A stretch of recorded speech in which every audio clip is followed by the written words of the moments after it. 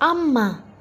අම්මා කියන්නේ අපි hina වෙනකොට සතුටින් බලන, අපි අඬනකොට හොරෙන්ම කඳුළු වැටෙන ලෝකයේ නිර්මලම හදවත.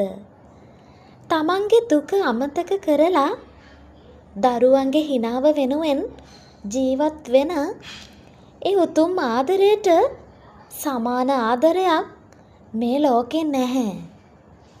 ජීවිතේ කොච්චර දුර ගියත් අපිට නැවත හැරී එන්න හිතන ආදරණීයම තැන අම්මා. ඉතින් අද මදර්ස් ඩේ එක දවසේ ලෝකයේ සියලුම මව්වරුන්ට ආදරය, ගෞරවය සහ කෘතඥතාවය පුද කරනවා. අම්මා ඉන්න ගෙදරක් කියන්නේ ආදරෙන් පිරුණු පුංචි ලෝකයක්. හැපි මදර්ස් ඩේ. මම ඔයාලගේ ආදරණීය අමා.